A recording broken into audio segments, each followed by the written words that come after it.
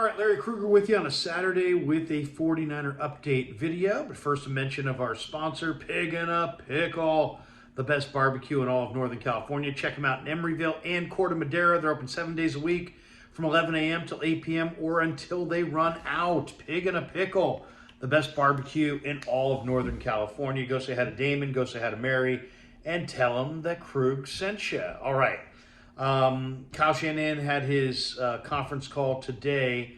Here are some of the injury revelations coming out of last night's game. Talanoa Hufanga's got a cyst on his knee. These players are all considered day-to-day. Talanoa Hufanga with the knee. Elijah Mitchell's got a groin, and they call it an adductor muscle pull. He's day-to-day. Chris Conley, this is probably the best news. Last night, Chris Conley went out of the game after making that phenomenal 34-yard catch from Sam Darnold with a shoulder injury. He's viewed as day-to-day, so obviously that means it's not a separation of any kind, most likely just a deep bruise on the shoulder. Jordan Mason has a foot sprain. He's also day-to-day, and A.J. Parker suffered a hamstring injury. He's considered day-to-day. Now, there are some injuries that are a little bit more serious.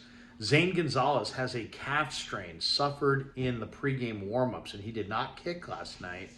While that's going on, Jake Moody still has a quad strain. The 49ers may have to look at other kickers. Will one of them be Robbie Gould? I would think yes, but it's no guarantee. But to me, you're inside your championship window. He's never missed in the playoffs. You went with the rookie kicker in the third round. He's now got a quad. Gonzalez has got a calf pull. I'd go back to Robbie. I absolutely would go back to Robbie. He's a very sure-footed kicker.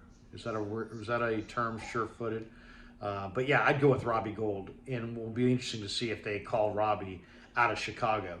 The other major revelation injury-wise today on this Saturday is Cameron Latu, the rookie tight end out of Alabama, has a meniscus injury and may require surgery, which would take him off of their list of players that that as far as roster spots. Now you could place him. You'd have to put him on the original 53 and then place him on the IR. But it sounds like that might be where he's headed, and that might be the best thing for him, just simply because you don't want to. He's probably not ready to play right now. He looks a little raw. Probably needs to learn the offense a little bit better and not be thinking so much. And you've got other options at tight end, so maybe that's good news for Braden Willis, Charlie Warner, Ross Dwelly. Maybe even, Troy Fumagalli. So sounds like Latu will make the final 53 and then will be placed on the IR if he has a meniscus injury. He's considered week to week, so he could be out a while. And as far as season-ending injury, well, Taylor Hawkins broke his hand, and there is going to be surgery required. I thought Hawkins was playing terrific football in the preseason. This is an unfortunate thing, but he could be headed towards an IR stint. A couple other notes that I think are kind of interesting. One, the rap sheet, Ian Rappaport is reporting that Nick Bosa may indeed miss week 1. Now, I hope this is a scare tactic. There's 2 weeks to go until week 1. If you're the 49ers, you got to figure out a way to get this thing done in the next 3 or 4 days and get Nick Bosa some practice. It doesn't make any sense to be all in on these veteran quarterbacks and say goodbye to Trey Lance if you're not going to have Nick Bosa ready for week 1. I mean, the whole purpose of having Sam Darnold or Brandon Allen instead of Trey Lance, Lance has got the higher value, but those guys are more ready to contribute right now. Well, that makes sense if you can get Nick Bosa there for week 1.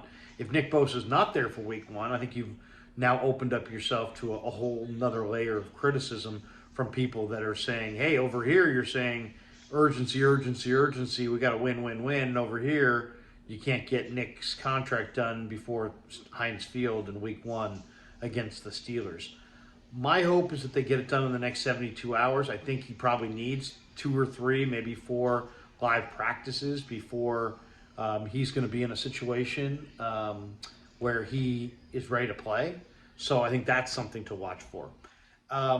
This is just pure speculation on my part, but a lot of people have been asking in the last 24 hours with the trade of Trey Lance to the Dallas Cowboys, what did the Niners get back and what's their quarterback situation going forward? Well, we all know they got a 4th round pick, back from Dallas. So it's not a conditional pick. It's not a 5 or a 6.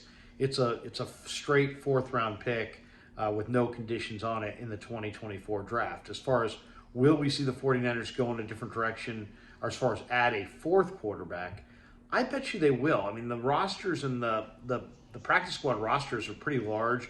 I think 16 guys. I think one of those guys will likely be a quarterback. Okay, so Brandon Allen's your 3, Sam Darnold's your 2, Brock's your 1.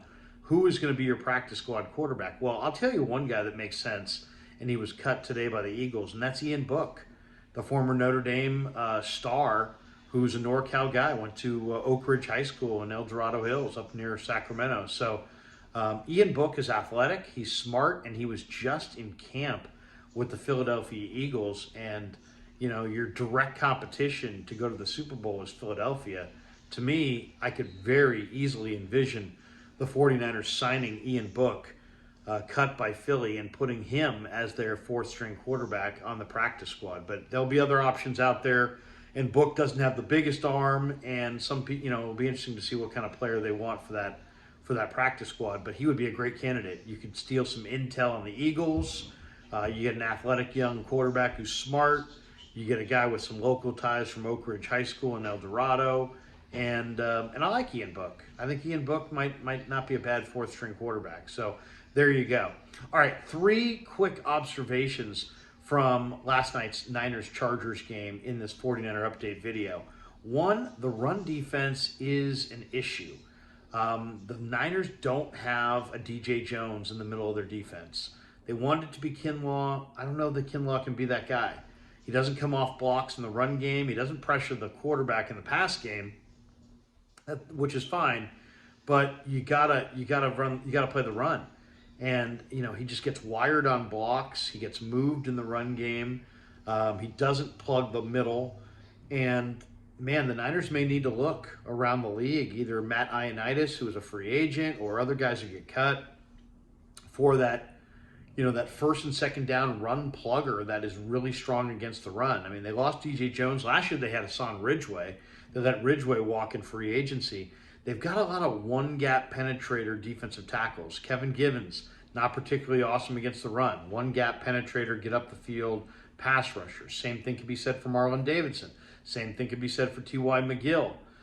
This is what the Niners have. Now, it's a one-gap, get up the field, pass rush scheme, but you got to have one guy who stays home and plugs up the A-gaps. And just watching the last 2 weeks as Denver and Los Angeles just pounded the Niners in the A-gaps with the run.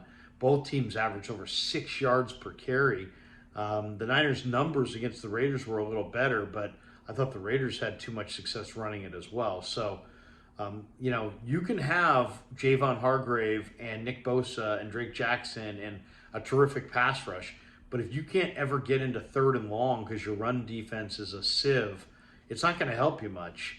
So, at this cut down, they got to find either, there's some defensive tackle. They got to either find some defensive tackle that's really good against the run, which is not impossible to do, or they're going to have to really emphasize that and hope that they can get enough from their interior defensive line as is.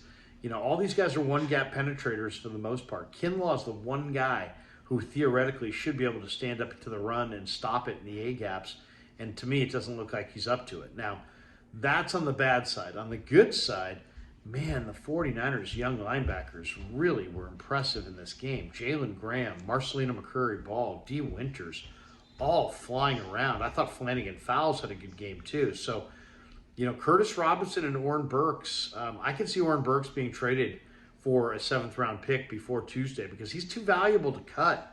But I think Flanagan Fowles has outplayed him in the preseason, and that's if they go with 6 linebackers. I mean, if you go with 5, how do you cut Jalen Graham? How do you cut D. Winters? How do you cut Marcelino? And those guys have been making a ton of plays this entire camp and in the preseason. So I'm not exposing any of those 3 guys to waivers. I'll cut Robinson. If I got to, I'll cut Oren Burks. But I'm not cutting Marcelino, and I'm not cutting Graham, and I'm not cutting Winters. And on a good note, man, the Niners linebacking core looks fast, explosive, and ready to contribute. And then the final opinion in this video. Man, if there was somebody that kind of opened my eyes in preseason game number 3, watching the video back again late last night and then early this morning, Isaiah Winstead, the wide receiver from East Carolina. Now, Winstead does not run a great 40 time. He kind of became a cult hero in the offseason because he put out a YouTube video of him, stopping and starting and changing direction, and you could see the power in his footwork, and he looks very explosive. Now, he doesn't separate, and he hasn't separated a ton in the preseason, but man, this guy is a big receiver. We're talking about 6'4", 215, 220 pounds. He gets open. He can catch the ball. Caught 90 balls last year at East Carolina. I mean, that's a ton of footballs at the college level. To catch 90 passes in a college football season is really impressive. And watching him every week, he gets a little bit better.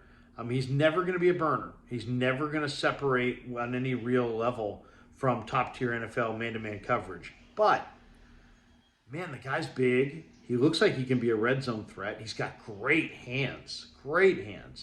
And I almost think he's so big that you might actually be able to have him gain 10, 12 pounds, get him to closer to 225, and maybe flex him out as a receiving tight end and use him as a receiver at tight end. I mean, he's got terrific hands, and he's a big-bodied receiver, and he doesn't separate. So, I don't know if there's more speed in there, but maybe you could put him in the weight room, get 10 pounds more of muscle. He could have a decent ability to block a little bit as a wide receiver converted to tight end.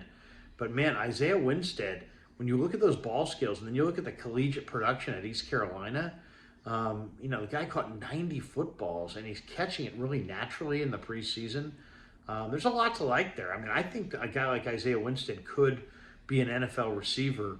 He's going to be a possession receiver, or he's going to be a tight end. But, man, I like him in either spot, and he really opened my eyes in this last game. All right, hope you enjoyed our 49er update video. Thanks to Pig and a Pickle for being the title sponsor of The Krug Show. And thanks to all you guys for supporting The Krug Show on YouTube.